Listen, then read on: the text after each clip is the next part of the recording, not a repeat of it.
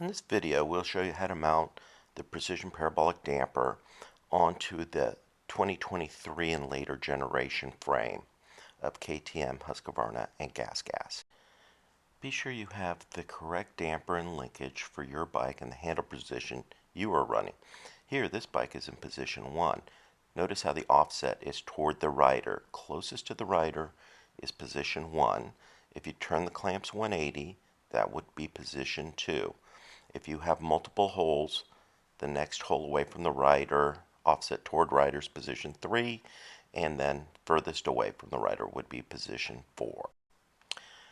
Let's go ahead and remove the number plate. Just take the screw off.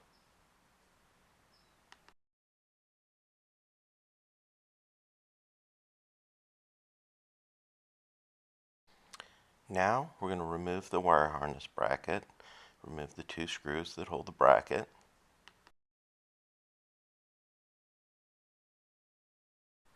Now we're going to remove the handlebar top clamp, taking these 4 screws out.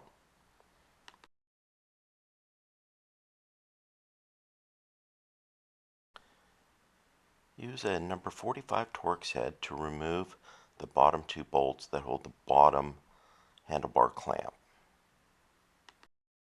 In this video, after we remove the clamp, we're going to cut the top and bottom clamps so that the precision can grab onto the middle of your handlebars and use solid cones. There's lots of other options, and we will leave a link with all those different options you can use for handlebar clamps. Now to remove the rubber pieces, it's nice to spray it, a little Tri-Flow or any kind of penetrating lubricant, and then tap out the aluminum piece. There we go. And then you can remove the rubber. Put a light film of grease on the solid aluminum cones with Viton inserts, and then place them into the triple clamp. Do the same with the bottom cones, and then put the bolt through the aluminum cone and up through the other cone. Now we're going to put the bottom clamp that we cut onto the screw. Sometimes it's easier to turn the clamp. Now remember, you're going to want to determine front or back position 1 or 2. And like we said, this bike was in position 1, and we're going to leave it in position 1. And we're going to torque it. If we had turned it 180, we would be in position 2. So we're just going to tighten these screws, but we're not going to put a big torque to them yet. We do that after we put the handlebars in. And we're going to, of course, repeat the process for the second clamp. And make sure that they end up pointing the same direction. If it's position 1, make sure the second clamp's also in position 1.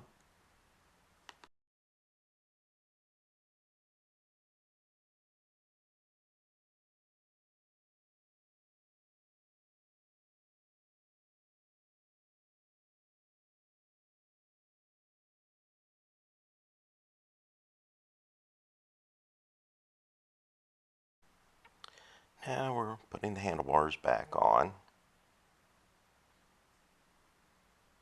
Make sure your cables are the right way. Now for your top handlebar clamps, you could use Precision's one-piece unit.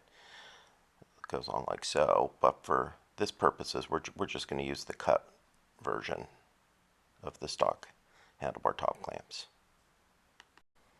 Now go ahead and align your handlebars and screw down your clamps in the position you like them, and then go ahead and torque them to factory spec.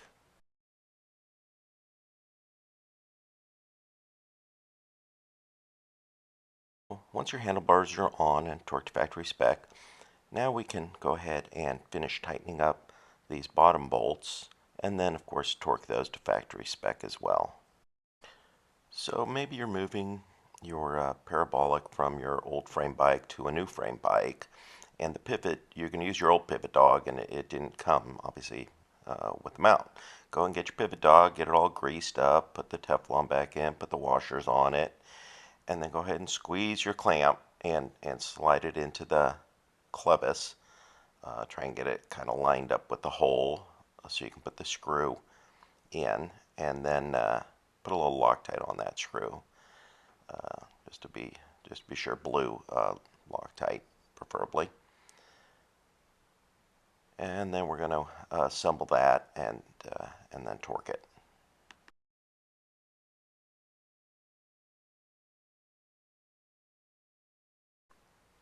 Torque the pivot dog mounting screw to 9 Newton meters. This on the part of the mount that goes behind the plate. There's this little lip right here. That lip's going to go right where, the same place that the rubber seal right here goes. See how it sits on top of that lip? Let's get the blue Loctite out again and put a little bit onto the screws we're going to use in that front mount. Okay, we're going to put that front mount. Remember, we're going to put it on that lip. It really nests in there nice, so jiggle it up and down and back and forth.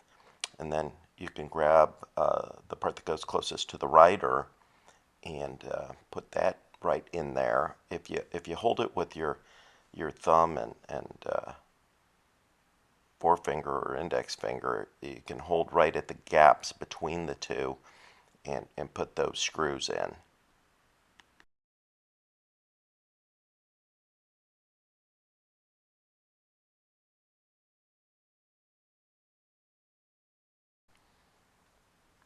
By using your fingers, you can feel the gaps and try and keep them even as you just start to snug up that. And if you feel it uneven, you might want to loosen one a little and tighten the other one, and make sure it's nested and staying right where it's supposed to be. And then we can snug it up and then check the gaps from the side once we have it close here. So go ahead and take a visual from each side and make sure the gaps look pretty close, before we actually torque them. Now we're going to torque these two screws to 8.5 Newton meters. Now work them back and forth, keep working them and get them, until they, pretty much stop giving and are at 8.5 Newton meters. Okay, now we're going to get the boot and put the boot on. The small hole goes down and the larger hole goes up on the boot. Slide it down over your pivot dog and then put the pin in. Super tight fit on this, so it'll compress air and want to go up. Sometimes you have to hold it down for a second. And then we'll go ahead and get the damper clamp on and just kind of snug it up a little bit. We're not going to tighten it yet. So center up the damper between the clamps, and then get your handlebars straight ahead like you're going straight down the road.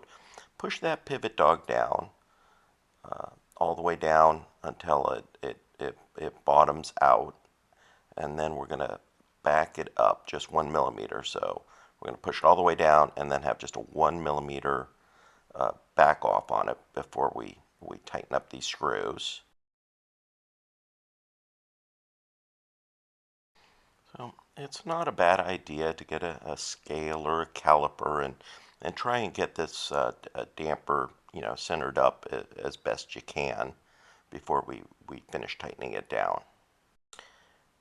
Yeah, now remember, you're going to want to make sure you don't lose track of the up and down motion as to where the pin is in the pivot dog, and you want it all the way down, bar straight ahead, back it off just 1 millimeter, and then we can put the boot on.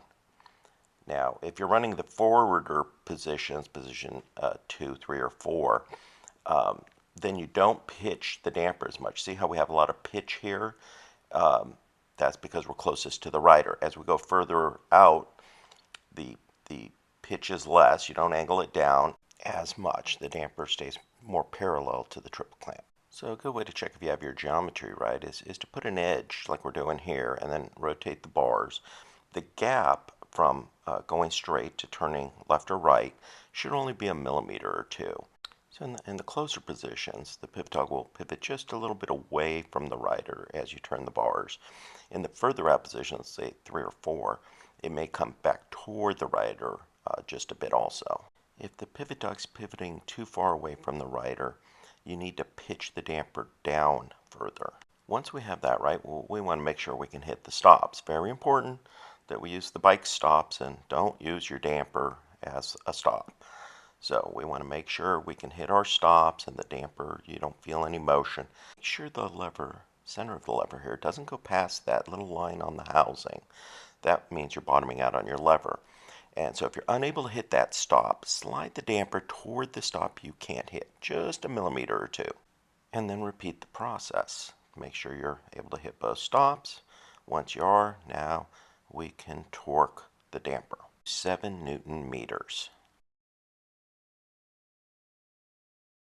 If you're running clamps that have motion, like these PHS clamps or shock and vibes or anything of that nature, you need to account for that motion. So we're going to bottom out and then back it up before we clamp to allow that motion. So here we're starting at about 4 millimeters, and we're going to take it to about 9 to 10 millimeters. PHDS, you want to leave a good 5 millimeters of motion. And then we're going to, of course, torque. Now we're doing this without the boot, so you can actually see what's going on there. Okay, now we're going to get and mount that plastic wire harness back on. Screw that on, of course, torque it to factory spec, etc. Get that hour meter, position that into place too, put the screw in. You may be wondering why there's a zip tie and plastic tubing. It's to keep the cables away from getting tangled up. Zip tie through the tubing, then wrap the zip tie around the pivot dog, put the tube between the cables, and then go around the cables and through the zip tie. And then you just snug it, obviously tighten the zip tie on down, and then of course we're going to clip the end of the zip tie once we snug it up. And you'll see how that keeps those cables away, and so they don't get tangled up with the lever, pivot dog, or anything else.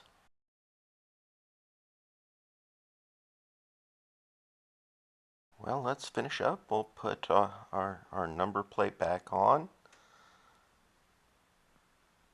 And then we can put a bar pad on if we want.